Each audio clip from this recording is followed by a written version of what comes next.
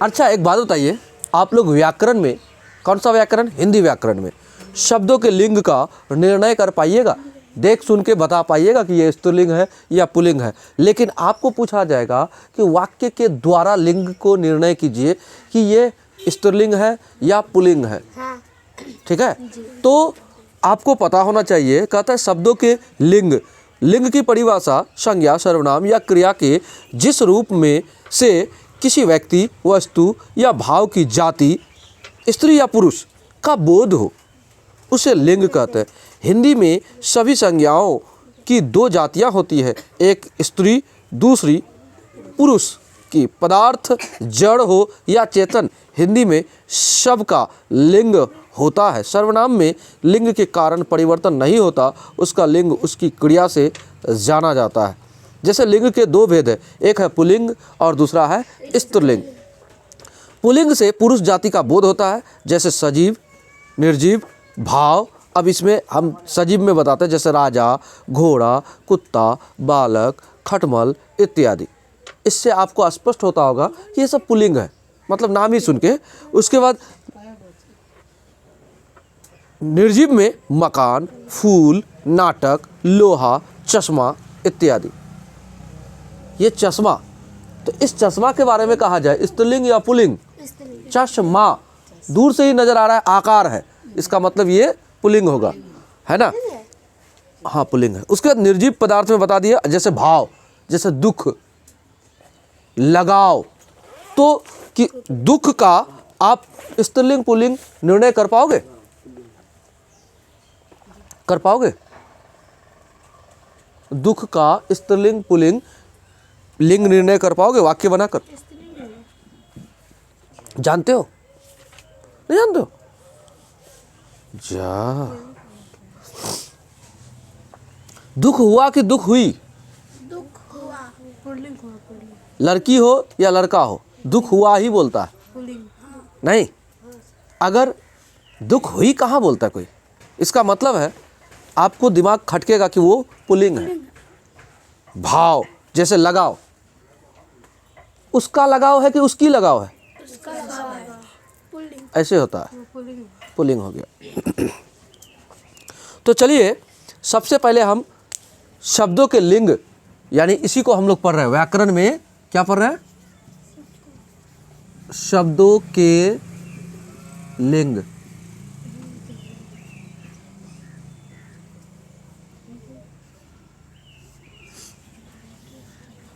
ये हेडिंग हुआ। अब इसमें हम लोग क्या पढ़ रहे हैं कि लिंग की परिभाषा। तो लिंग की परिभाषा हम लिखा दें, आप लोग लिख लो। हम यहाँ क्या लिखे, आप लोग लिखो ना, लिखो। संज्ञा, सर्वनाम या क्रिया के, क्या लिखाएंगे? संज्ञा, चलो लिख देते हैं। संज्ञा, सर्वनाम या क्रिया के, सर्वनाम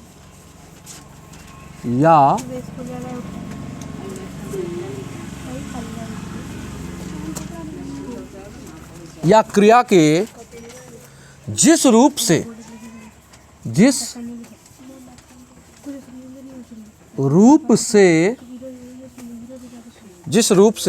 किसी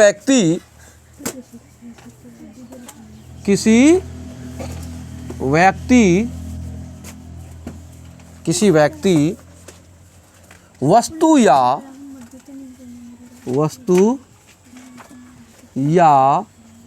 भाव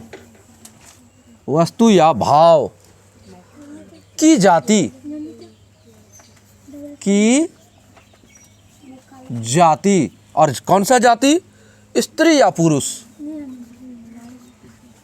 स्त्री या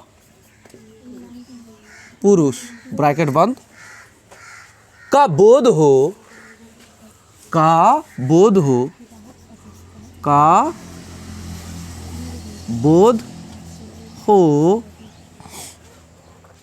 उसे लिंग कहते हैं। उसे लिंग कहते हैं।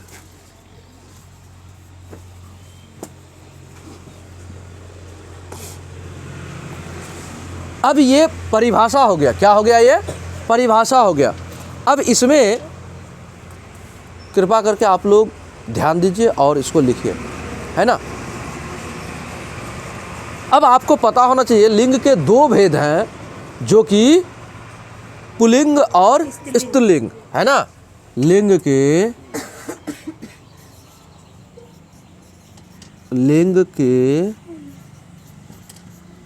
दो भेद है। अब कौन कौन सा है, तो आप कहोगे 1 नंबर पुल्लिंग,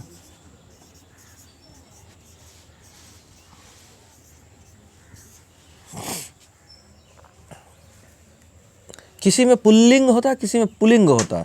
तो एक काम करते हैं, पुल्लिंग है देते हैं, जो आपका इस व्याकरण में है पुल्लिंग, ठीक है। और उसके बाद इसको अच्छा से लिख दे, पुल्लिंग। उसके बाद है स्त्रीलिंग, है ना। ये दोनों आपका लिंग है, एक है स्त्रीलिंग, एक है पुल्लिंग। अब स्त्री जाति का जिसमें बोध होगा वो स्त्रीलिंग होगा, और जिसमें पुरुष जाति का बोध होगा वो पुल्लिंग होगा। पुल्लिंग नहीं, पुल्लिंग। देखो पुल्लिंग कैसे है ना। पुल्लिंग नहीं बोलना है, क्या बोलना है, पुल्लिंग, है ना। अब आप ऐसे, अच्छा एक साधारण सा शब्द हम पूछे, एक ऐसा बात हम पूछने जा रहे हैं जो हर बच्चे को पता होगा। एक लड़का स्त्रीलिंग है या पुल्लिंग? पुल्लिंग है। पुल्लिंग है या स्त्रीलिंग? कोई लड़का है यहाँ खड़ा होगा, वो स्त्रीलिंग होगा कि पुल्लिंग होगा? अच्छा, कोई लड़की खड़ी होगी, क्या होगा? इससे आसान दुनिया में कुछ पूछा जा सकता है क्या? चलो अब हम ऐसे पूछते हैं, भैंस स्त्रीलिंग है या पुल्लिंग?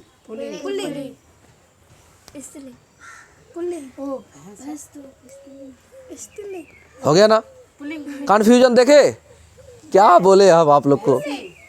भैंस स्त्रीलिंग है, और भैंस का जो पुल्लिंग होता है ना वो भैंसा होता है।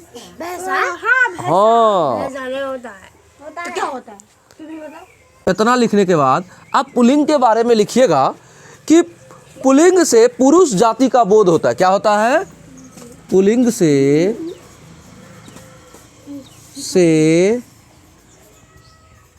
पुरुष जाति का बोध होता है,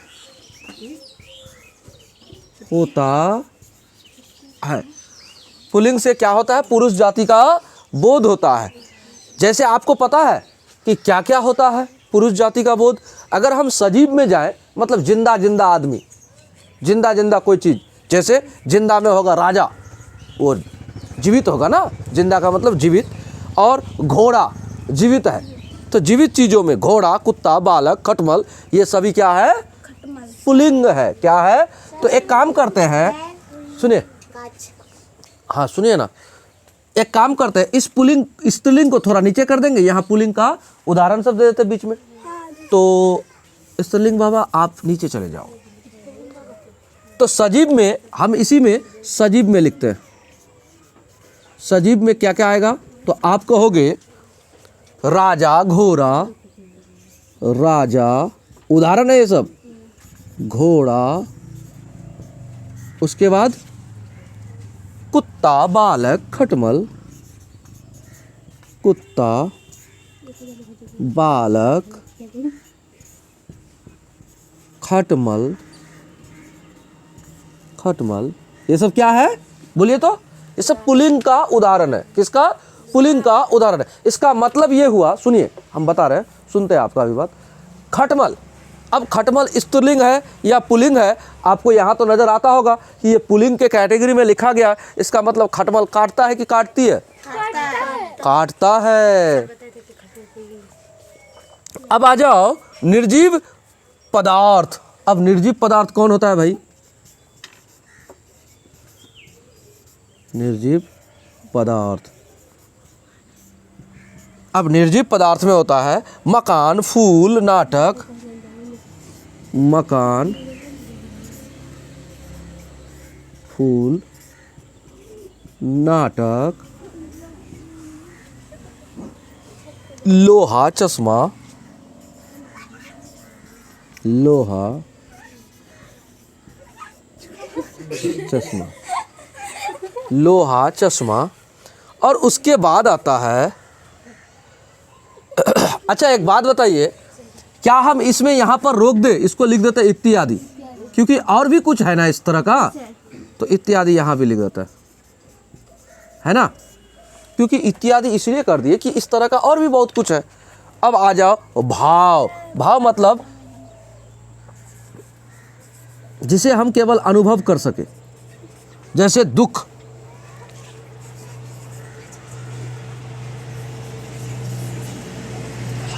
जैसे दुख, लगाव,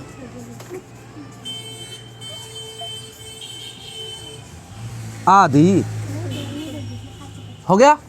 अब आते हैं, देखिए यहाँ तक तो आपने जाना कि ये पुल्लिंग जो है, पुल्लिंग में ये सभी बात को हम लोगों ने जाना। यहाँ तक पहले आप लोग उतारिए, उसके बाद हम लोग स्त्रीलिंग में चलेंगे। देखिए हम बोलते बोलते लिख रहे हैं, इसका मतलब है आप लोग सुनते सुनते लिख लो।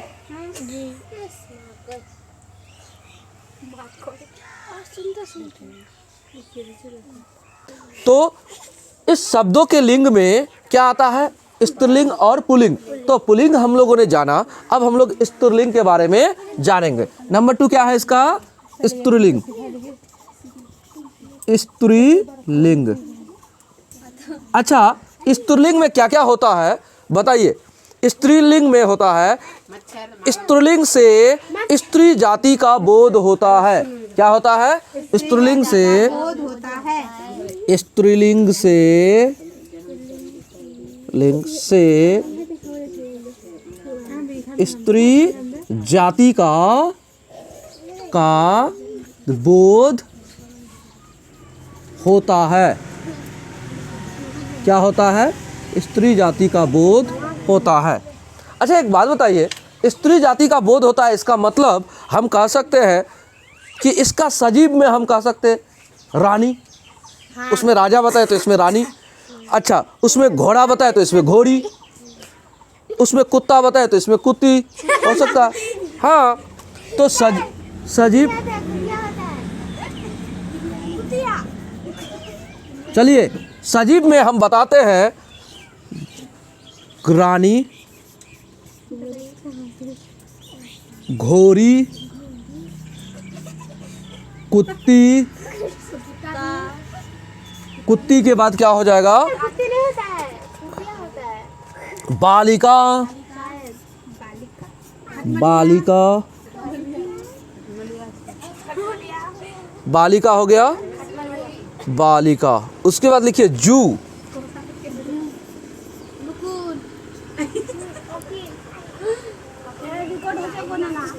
इत्यादि।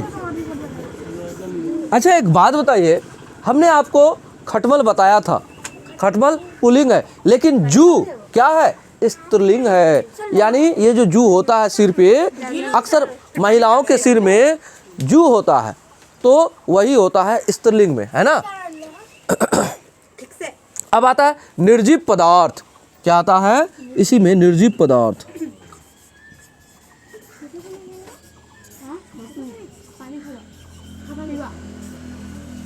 निर्जीव पदार्थ में क्या होगा, आप कहोगे सुई,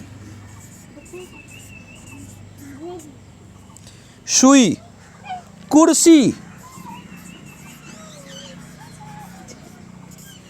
कुर्सी के बाद गर्दन,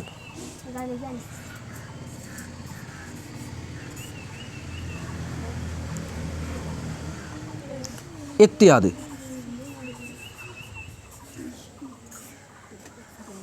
अब आगे सुनिए भाव। भाव में क्या क्या आएगा, लज्जा, कौमा, लगाव, बनावट,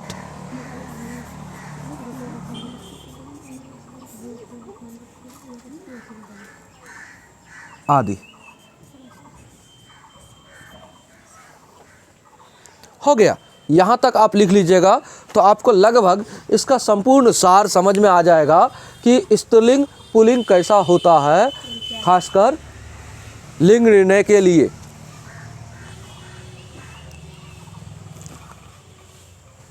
लज्जा भंग हो गया या फिर लज्जा भंग हो गई, बोलिए। हो गई, हो गया नहीं होता है। बनावट अच्छी है या अच्छा है, बनावट अच्छी है, तो इस आधार पर हम क्या कर सकते हैं कि स्त्रीलिंग और पुल्लिंग को लिंग निर्णय कर सकते हैं। गर्दन लंबी है, लंबी, हाँ वो भी हो सकता है ना। देखो यहाँ कितने वर्ड्स हैं, 1 2, इसमें कम होगा, उसके बाद उसमें तीसरा में आदि लिख सकते हैं, लेकिन इसमें कितने वर्ड है, 1 2 3 या इससे आगे होता तो इत्यादि होगा। वर्ड्स की संख्या जहाँ ज़्यादा हो जाए उसके बाद आप इत्यादि लिखना। अगर वर्ड्स की संख्या 1 से 2 के अंदर में रहे तो आदि लिखना। बात समझिए? हाँ। अब सुनिए, अकारांत तत्सम शब्द पुल्लिंग होते हैं।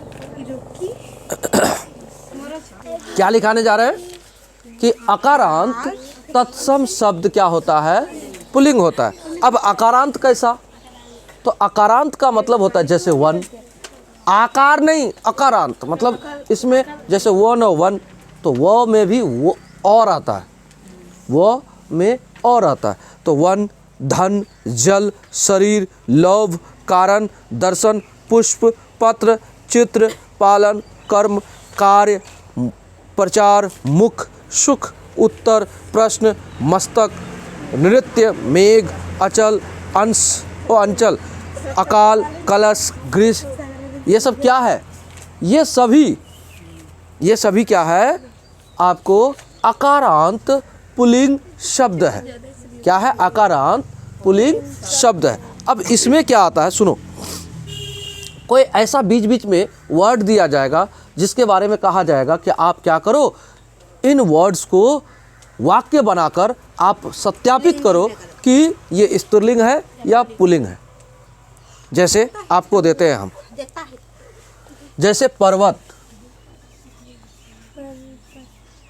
आपको देखकर नहीं लगता है कि पर्वत स्त्रीलिंग है या पुल्लिंग है। क्यों?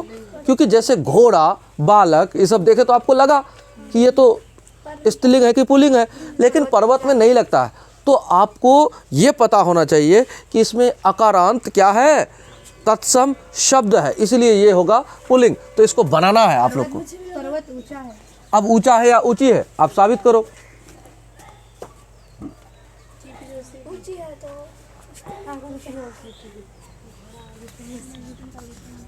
चंदन,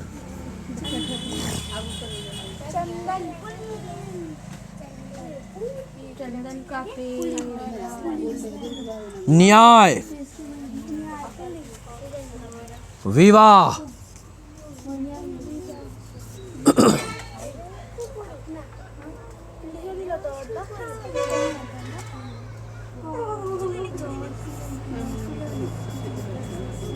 समाज,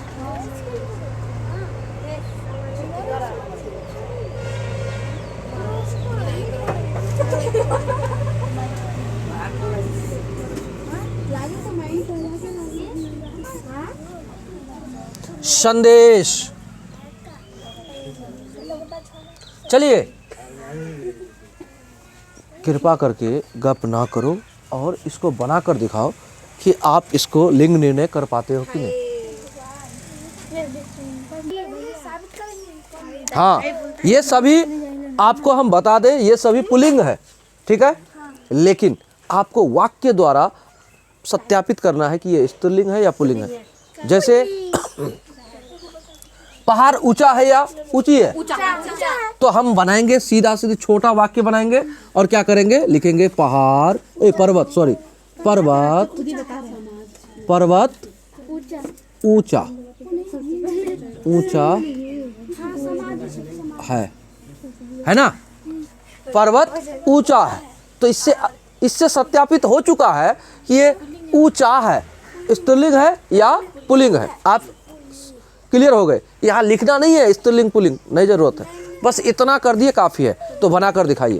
सर एक बात बताए, हर टीचर का ये आदत क्यों होता है, जो सबसे आसान रहेगा वही वाला बता देते हैं, हार्ड वाला ही छोड़ देते हैं। तो आपको जो हार्ड लगता है हमको पूछिए, वही बताएंगे हम। आप निश्चित रहिए। आगे सुनिए, ये आगे में था, हमने ऊपर वाला बना दिया, बाकी सब आपके लिए छोड़ दिया। अगर आपको लगता है कोई हार्ड है तो वो तो हम बताए करेंगे ना। हाँ, बताइए करेंगे ना।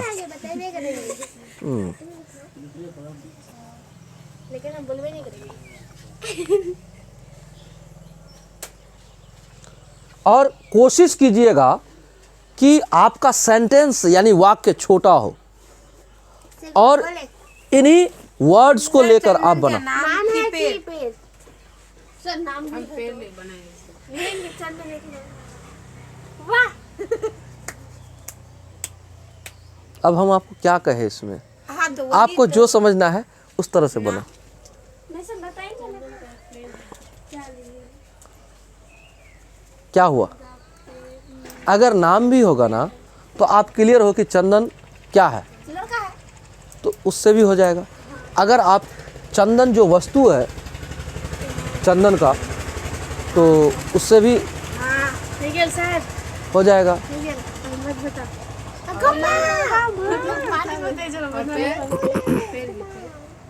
कोई पेड़, बताओ, अब दिमाग चंदन का पेड़ तक पहुंच गया। हम केवल चंदन बोले हैं, अब उसमें आप लोग को वाक्य बनाना है। यही गलतियां होती है, हम जानते हैं। अब विवाह से ये कहोगे राम और सीता का विवाह हुआ, ऐसे बोलोगे, ये कोई बात नहीं है। आप विवाह को बनाओ, राम और सीता को छोड़ो, विवाह को बताओ कि स्त्रीलिंग या पुल्लिंग। विवाह वाक्य आपको विवाह से बनाना है, वाक्य आपको समाज से बनाना है, संदेश से बनाना है। बताओ, कहता है संदेश पहुंचाते हैं। अब आप ही बताओ, संदेश पहुंचाते हैं से लड़की का से आप पता कर पाते हो कि स्त्रीलिंग है या पुल्लिंग है? नहीं, पहुंचाते हैं, संदेश देते हैं। देते हैं, पता चला कि स्त्रीलिंग है कि पुल्लिंग है? नहीं, पता नहीं चला। भेजता है, संदेश देंगे, देंगे, पता चला नहीं चला। अब तक तुम 2-3 बार बोल चुकी है, भेज दिए, नहीं हुआ, इससे भी नहीं हुआ संदेश दे चुके ना। सोचो, अपने दिमाग को घुमाओ कि कैसे होगा। अब न्याय में पहुंच गई। हाँ, संदेश पहुंच गया या फिर संदेश आ गया या फिर संदेश चला गया। तो आ गया तो अच्छा है, संदेश आ गया, हो गया। अच्छा, एक बात बताओ, जिस तरह से सुनिए, जिस तरह से यहाँ कन्फ्यूजन है, आप स्पष्ट रूप से पता नहीं कर पा रहे हो कि चंदन क्या है। लड़का है, नहीं, वो तो पुल्लिंग है, हम जानते हैं। नहीं, आप ये क्लियर नहीं कर पा रहे हो कि ये किसी का नाम का वर्ड दिया है या फिर कोई वस्तु है, लकड़ी वाला, चंदन वाला। तो आप इस जगह पर वाक्य उसी कन्फ्यूजन के हिसाब से बनाओ, लड़का के हिसाब से मत बनाओ। आप कहोगे सर कैसे बनाएंगे, तो कैसे बनाओगे? आपको हम इसका तरीका बताते हैं। क्या बताते हैं? इसका तरीका बताते हैं। समाज अच्छा है, होगा, समाज खराब है, खराब है में पता नहीं चलेगा, अच्छा अच्छी में पता लग जाएगा। समाज अच्छी है, अच्छी तो स्त्रीलिंग हो गया ना, ये सब पुल्लिंग दी है आपको। समाज ठीक नहीं होगा, अच्छा या अच्छी, तो अच्छा देंगे। अच्छी तो पुल्लिंग होगी, स्त्रीलिंग होगी। हाँ, इसीलिए स्त्रीलिंग नहीं होगा। तो ये क्या समझ, चलिए सुनिए, चंदन जो है मोटा है या मोटी है बोल दे, छोटा है या छोटी है बोल दे, तो आप स्पष्ट रूप से स्त्रीलिंग पुल्लिंग कर पाओगे। आप एक काम करो ना, अब इससे ये स्पष्ट होता है चंदन के बारे में कि चंदन अगर लकड़ी भी होगा तो छोटा होगा, और अगर कोई व्यक्ति का नाम होगा तो वो छोटा है, उधर से भी हो जाएगा। मतलब हम चंदन को, हम एक लड़का है क्यों बोल दे, चंदन छोटा है सीधा कर देते, चंदन छोटा है। बात को समझ रहे हो ना? अच्छा आगे आ जाओ। न्याय। अच्छा न्याय हुई कि हुआ? न्याय सही हुआ। न्याय हुआ अच्छा सिर्फ न्याय हुआ। है। न्याय हुआ है। न्याय हुआ है। न्याय हुई है नहीं होता है। ठीक है। अब आइए विवाह। तो विवाह में क्या होगा? विवाह हुआ है, विवाह नहीं हुआ है। विवाह हो गया। हो गई नहीं होता है। अच्छा अब आगे बढ़िए, सीख लो। समाज। बड़ा है, हो गया पूरा। अच्छा है, समाज बड़ा है। समाज अच्छा है या फिर समाज बड़ा है? तो बड़ा नहीं बोलो, बड़ा में पता नहीं चलता, क्योंकि समाज जो है ना, समाज से भाव पता चलता है, भाव। तो आप भाव के हिसाब से ही जवाब दो। तो समाज अच्छा है। संदेश चला गया।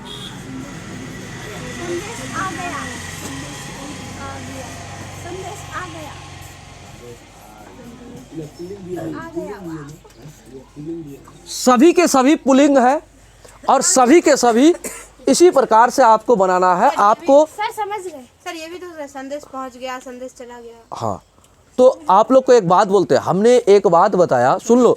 ये जो सुनिए, गलती नहीं करने का कुछ चीजें ना विशेष होता है, कुछ चीजें विशेष होता है गलती नहीं करने का। कैसा? वाक्य द्वारा लिंग निर्णय जब भी आपको बोल दे तो आप प्रयास करना कि वाक्य छोटा बने। क्या बने? छोटा बने। अब हम यहाँ पर्वत ऊंचा है लिखे, हम कहेंगे ऐसे। अब वाक्य बना रहे हैं, जैसे जो नहीं बनाया है कभी वो बनाएगा, हिमालय पर्वत ऊंचा है। अरे भैया, हिमालय पर्वत ऊंचा है या ऊंची है, उस हिमालय को मत जोड़ो। हम हिमालय नहीं पूछे, हमने केवल पर्वत पूछा है। तो आप पर्वत ऊंचा है या ऊंची है क्लियर कर दो। स्त्रीलिंग या पुल्लिंग साबित करना है ना हमको, कर देंगे। अब यहाँ देखो, विवाह। कोई क्या कहेगा, इसी विवाह का वाक्य बनाएगा तो क्या करेगा? राम और सीता का विवाह हो गया। भैया विवाह हो गया इतना ही लिखो ना, राम और सीता क्यों जोड़ दिया आप? अगर आप थोड़ा लंबा करोगे वाक्य को तो क्या पता कोई वर्ड आप अशुद्ध लिख दिए। अगर आप कोई वर्ड अशुद्ध लिख दिए तो आपका नंबर कट जाएगा। तो हम छोटा लिखेंगे और शुद्ध लिखेंगे। बात समझ में आया? तो इसीलिए वाक्य द्वारा जब भी लिंग निर्णय करने की बात आती है तो क्या करना चाहिए? वाक्य को छोटा बनाना चाहिए। 2 से 3 वर्ड्स में यानी शब्दों में आप उसको ख़त्म कर दो। बात समझ में आया ना? तो हम लोग क्या किए, शब्दों के लिंग में हम लोगों ने अकारांत पुल्लिंग शब्द में इन सभी को हम लोगों ने बनाया। अब हम लोग इसी में थोड़ा आगे बढ़ते हैं और कुछ वर्ड्स दे दे और बनाने। जल,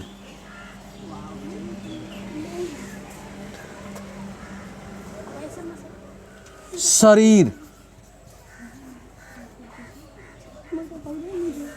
उसके बाद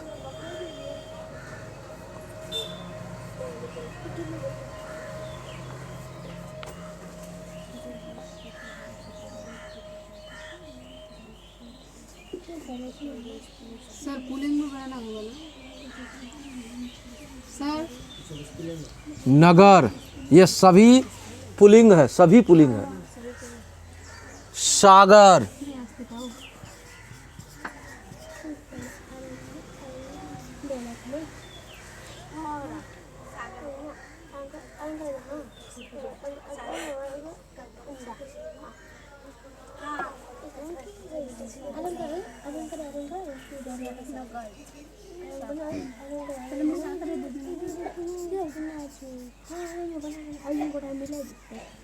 त्रिभुज,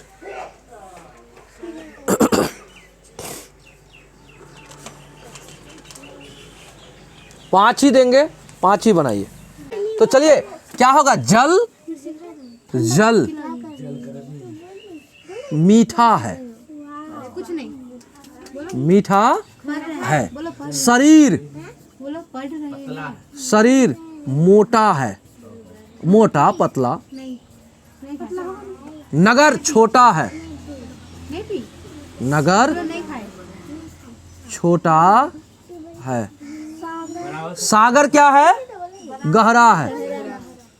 सागर गहरा है। गहरा, रा कैसे होगा? ऐसे होगा, गहरा है। त्रिभुज बोलो तो, त्रिभुज छोटा है। हो गया। तो इन वर्ड्स में आप लास्ट के जो ये है वर्ड है, वर्ड नहीं है ये, इसको कहते हैं वर्ण है। लास्ट के वर्ण को देखो, तो है इसमें अ छिपा है, न है इसमें अ छिपा है, य है अ छिपा है, यहाँ भी ह है तो अ छिपा है, यहाँ ज है अ छिपा है, यहाँ भी अ छिपा है। तो इसीलिए इसको आकारांत, मतलब अ से अंत होगा। क्या होगा? अ से अंत होगा। तो ऐसे वर्ड्स को हम अक्सर क्या मानेंगे? अकारांत शब्द मानेंगे। अकारांत पुल्लिंग, जो पुल्लिंग शब्द है, उस पुल्लिंग शब्द में हम लोगों ने इतना कुछ जाना। अब आता है आकारांत, मतलब अ के बाद आ पढ़े हो आप लोग, तो आ से अंत होगा। वैसे वर्ड को अब हम लोग क्या करेंगे?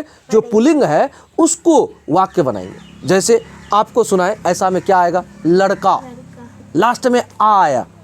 जैसे भाड़ा, किसी चीज़ का भाड़ा लगता है ना, जैसे बस में चढ़ गए तो भाड़ा दीजिए, भाड़ा कहता है तो वो भाड़ा। उसके बाद आता है नाला, देखियो नाला, ठीक है। उसके बाद ढकना, ढक्कन ऊपर का, तो कोई बड़ा सा चीज होगा इसीलिए ढकना, तो वो ढकना। तो ऐसे वर्ड लास्ट में देखो क्या क्या आया? आया। तो ऐसे वर्ड क्या होते हैं? आकारांत पुल्लिंग होते हैं। तो आकारांत पुल्लिंग में कुछ वर्ड्स आपको दे रहे हैं, आप तो पहले से जानते हो कि ये पुल्लिंग है, तो आपको वाक्य बनाना है। हम वर्ड दें?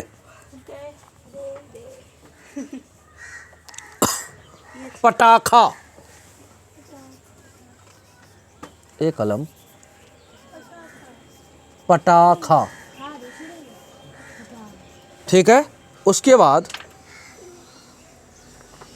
बुढ़ापा,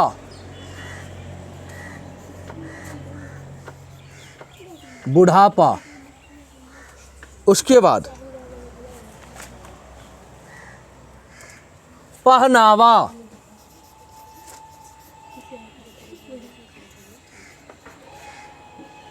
पहनावा।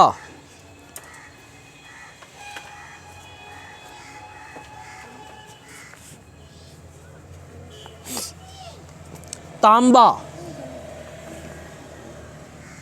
यहां लिख दे, तांबा। लोहा,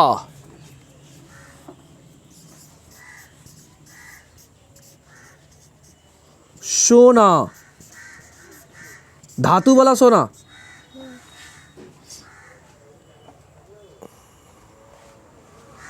पराठा,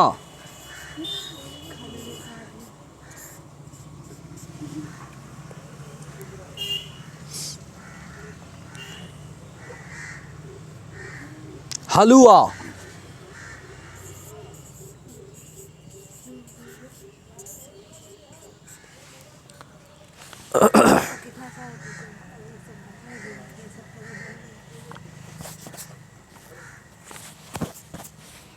पर्दा,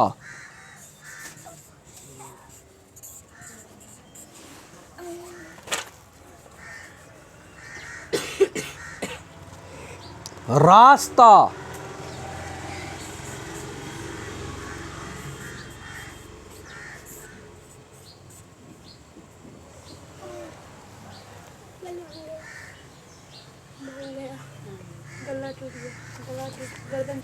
चलिए आप लोग से अनुरोध है कि आप लोग अपने दिमाग का प्रयोग करते हुए आप क्या बनाओगे? इन शब्दों का वाक्य द्वारा लिंग निर्णय करोगे कि ये पुल्लिंग है।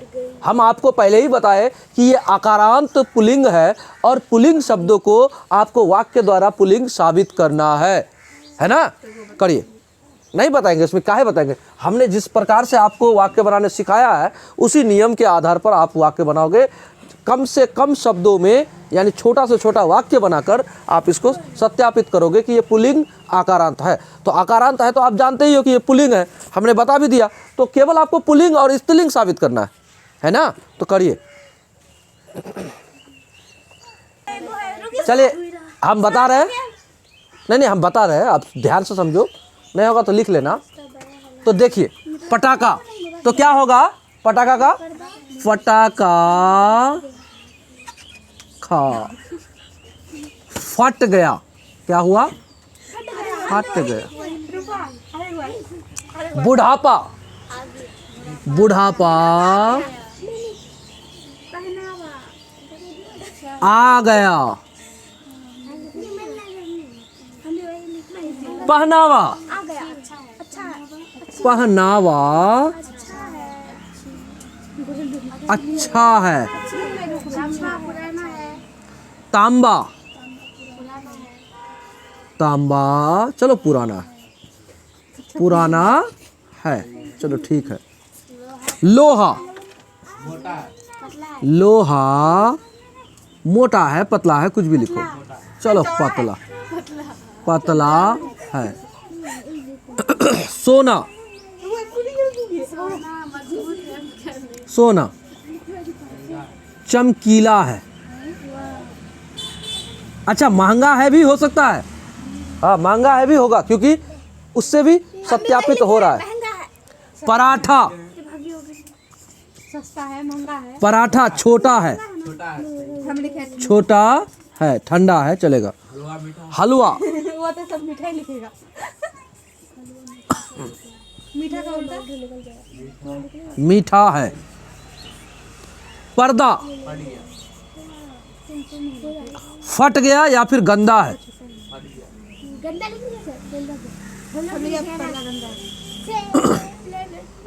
रास्ता चौड़ा है, नहीं खराब से साबित नहीं होगा। रास्ता चौड़ा है।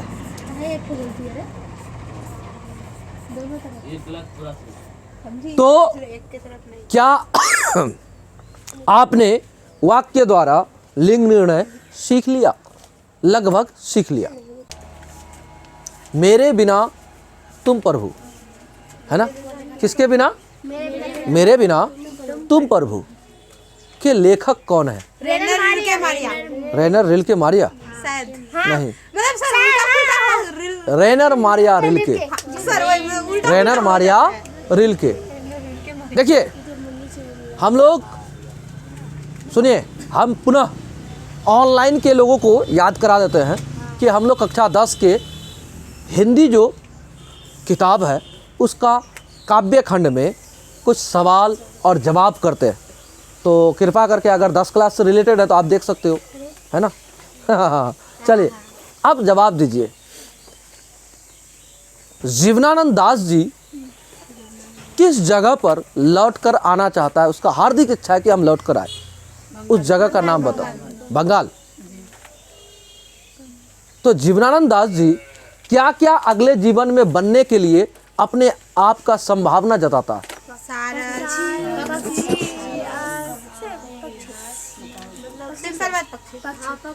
पक्षी में क्या क्या?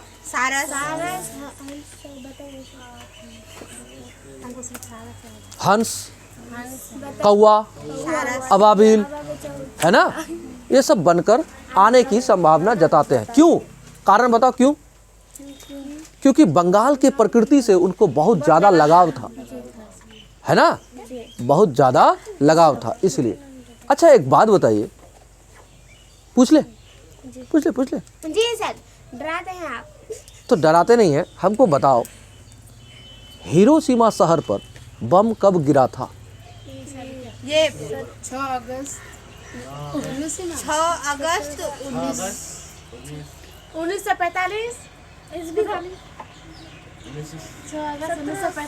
6 अगस्त 1945 को, यस 6 अगस्त 1945 को हिरोशिमा शहर पर बम गिरा था। और हिरोशिमा शहर पर जो बम गिरा था उसके बारे में हीरानंद वात्स्यायन अज्ञे जी ने एक कविता लिखा है, हिरोशिमा। सच्चिदानंद हीरानंद वात्स्यायन अज्ञे जी। तो उनके द्वारा क्या लिखा गया, एक कविता लिखा गया है हिरोशिमा। तो उसी हिरोशिमा, जापान के शहर हिरोशिमा में जब बम गिराया गया था, किसके द्वारा, अमेरिका के द्वारा, तो उस बम से हुई क्षति, त्रासदी को मतलब मद्देनजर रखते हुए इस कविता को लिखा गया, ताकि इस तरह का क्षति ना हो, भविष्य में अगर हो तो मानव जाति का अस्तित्व समाप्त हो सकता है। इन संभावनाओं के साथ उन्होंने इस कविता का रचना किया। तो बताइए, सवाल पूछे, और हम तो लगभग चीज़ बता ही दिए, नहीं हम लगभग चीज़ बता ही दिए। अच्छा बताइए।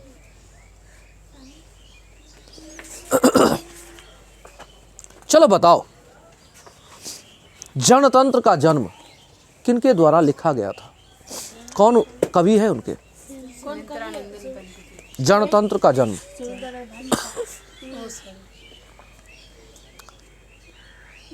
जनतंत्र का जन्म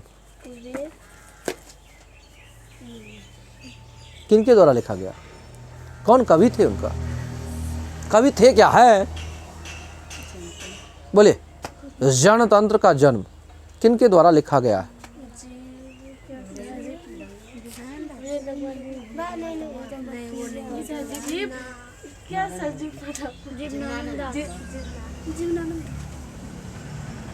लौट कर आऊंगा फिर में है जीवनानंद दास, बोलिए बोलिए। जनतंत्र का जन्म,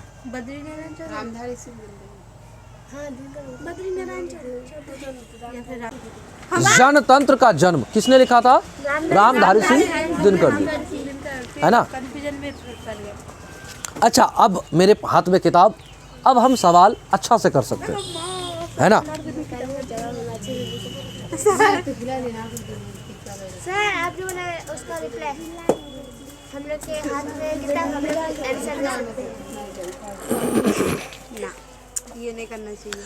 कवि की दृष्टि में समय के रथ का घर घर नाद क्या है, ये सवाल है, आप जवाब दो। कवि की दृष्टि में समय के रथ का घर घर नाद क्या है, ये सवाल है आपके कक्षा 10 की हिंदी किताब का जनतंत्र का जन्म से, जिसका लेखक है रामधारी सिंह दिनकर जी। रथ का घर घर नाद क्या है, स्पष्ट करें, ये क्वेश्चन है। आपको 2 से 3 नंबर मिल जाएगा अगर आप इसका जवाब दे पाओ।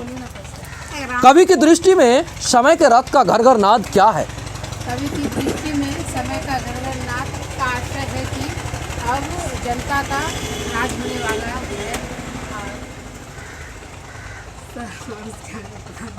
किनको किनको पता है। रामधारी सिंह दिनकर जी इसमें कहे हैं कि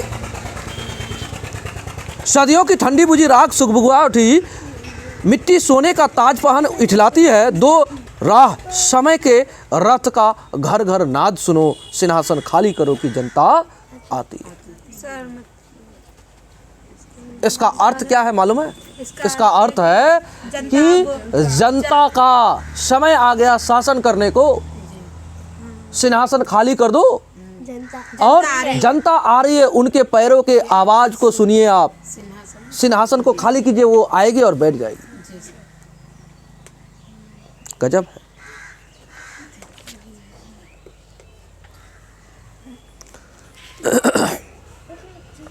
हुंकारों से महलों की नींव उखड़ जाती है, सांसों के बल से ताज हवा में उड़ता है, जनता की रोके राह समय में ताव कहाँ, वह जिधर चाहती काल उधर ही मुड़ता है। तो बताइए इसका आशय स्पष्ट कीजिए, क्या कहता है।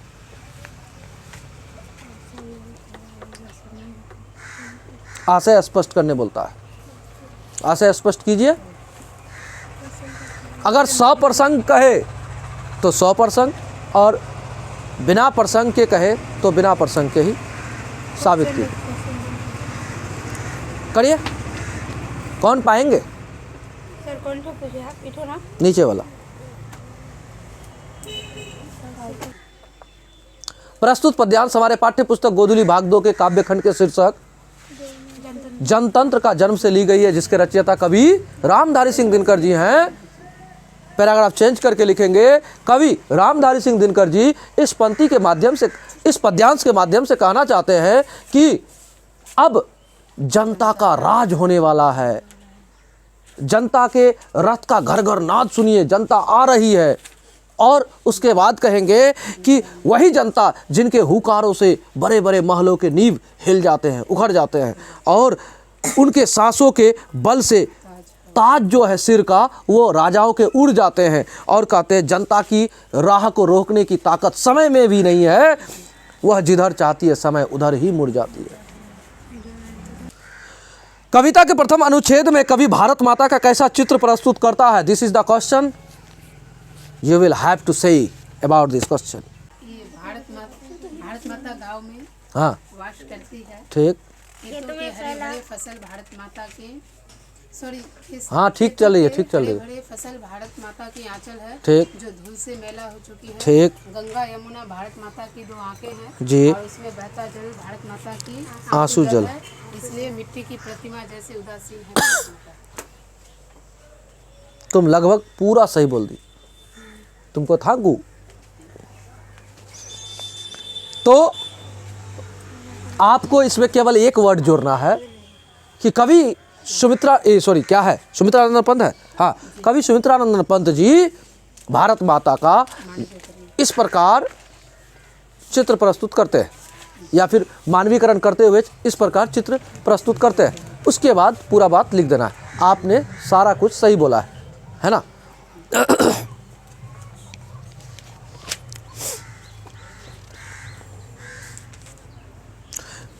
कविता में कवि भारतवासियों का कैसा चित्र खींचता है? क्वेश्चन इसी तरह आएगा, क्वेश्चन में और आगे पीछे कुछ लिखा नहीं रहेगा, आपको सोचना है कि ये किस कविता का है, ठीक है? तभी होगा। सेम, हाँ, क्वेश्चन एकदम सेम टू सेम हूबहू ऐसे आएगा। बोलिए, क्वेश्चन है कविता में कवि भारतवासियों का कैसा चित्र खींचता है? बोलिए। हमने बताया है, बहुत अच्छा से बताया है। फावड़ा लेकर खेतों में काम करता हुआ, हल चलाता हुआ, पत्थर तोड़ता हुआ सड़क के किनारे, बताया था मैंने, बताया था। पढ़ी विद्या परदेश की, बुद्धि विदेशी पाए, चाल चलन परदेश की गई, इन्हें अति भाए। आशय स्पष्ट करो।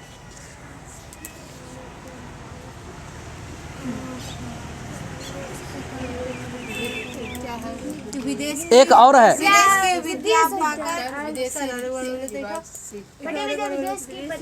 पढ़ी विद्या परदेश की, बुद्धि विदेशी पाए, चाल चलन परदेश की गई, इन्हें अति भाए। विदेश की वस्तुएं, विदेश की विद्या पाकर सब विदेशी लगने लगे, तो विदेशी हो गए। जिनसे मुस्लिम नहीं, वो अलग है। वो कहता मनुज भारती देखी को सकत नहीं पहचान, मुसलमान हिंदू किन्हो कहे है ये क्रिश्चियन। बोली सकत हिंदी नहीं अब मिली हिंदू लोग, अंग्रेजी भाकन करत अंग्रेजी उपभोग। गजब है, गजब है। ये कविता तो पढ़ने के बाद लगता है कि किसी को रमरमा रहा है बात सभी सबसे।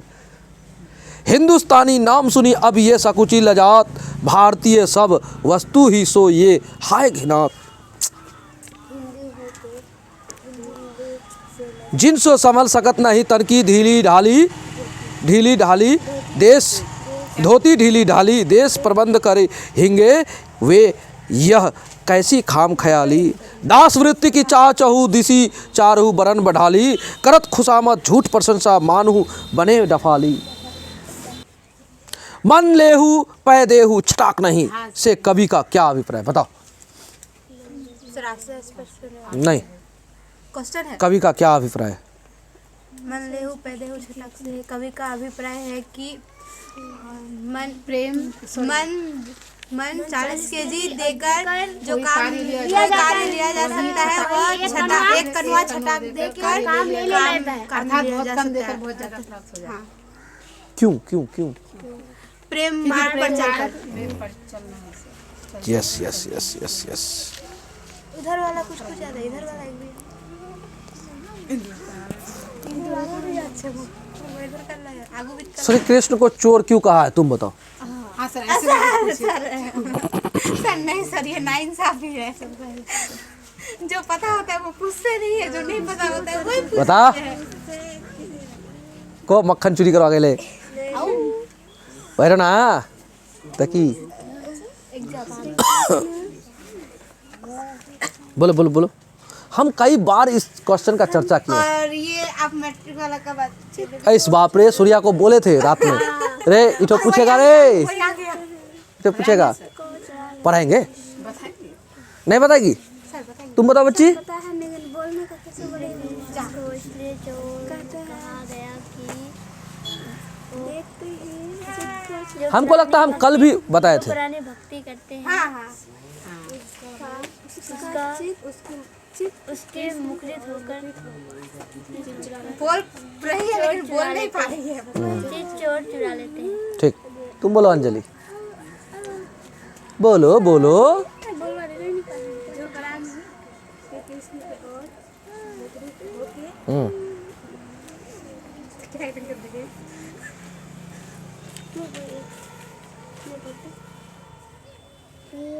आपको एक बात बोलते, सुनो। सबसे पहले आप लोग एक बात समझना, हर विद्यार्थी एक जैसा होता नहीं। कोई कमज़ोर होता है, कोई ज़्यादा तेज होता है, कोई समझदार होता है, कोई समझदार कम होता है। तो इसका मतलब ये नहीं कि वो विद्यार्थी नहीं है, हमारे लिए सब बराबर है। और दूसरा बात, हम इस बात को लगभग कई बार बता चुके हैं। हम गौतम बुद्ध को पढ़ाते समय भी ये बात बोले थे। गौतम बुद्ध के चेहरे में तेज झलकता था, जिसके तरफ वो जाते थे वो उनका हो जाता था, ऐसा हो जाता था।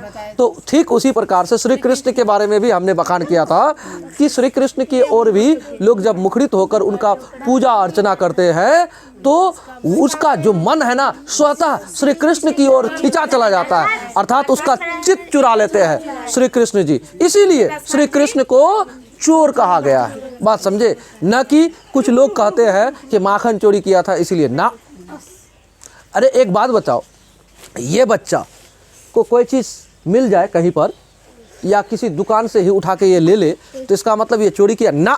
इसको पता नहीं चोरी किसको कहता है, इसको केवल यही पता है कि हमको लेना है। इसको नहीं पता क्या चोरी होता है क्या चोरी नहीं होता। तो वैसे बाल्य अवस्था में उन्होंने माखन लिया था, तो आप कहोगे कि माखन चोरी किया था ना। उसको पसंद था, उसको पसंद था, वो खा रहा है, उसको थोड़े पता कि ये चोरी होता है या क्या होता है बाल्य अवस्था में। तो इसीलिए लोग क्या जानते हैं, माखन चोरी किया था ना इसीलिए।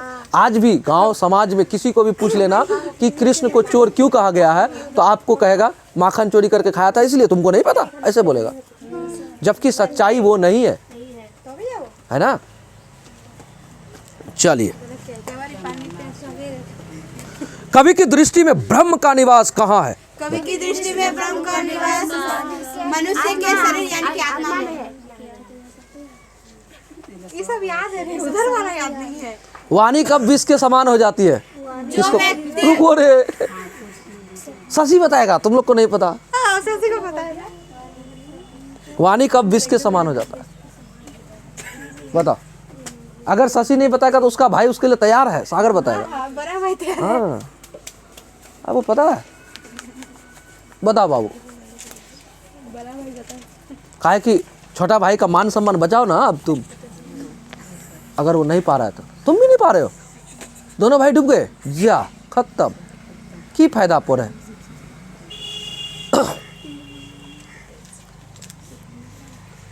तुम बताओ। कभी गुरु नानक जी के अनुसार जो व्यक्ति अपने मुख से राम नाम नहीं जपते हैं तो उनकी वाणी इसके समान हो जाती एकदम बात सही कुछ है। थांकू। गुरु की कृपा से किस युक्ति की पहचान हो पाती है, संगीता बता दो। गुरु की कृपा से सांसारिक मोह माया के जाल से पार होने की युक्ति की पहचान हो पाती है।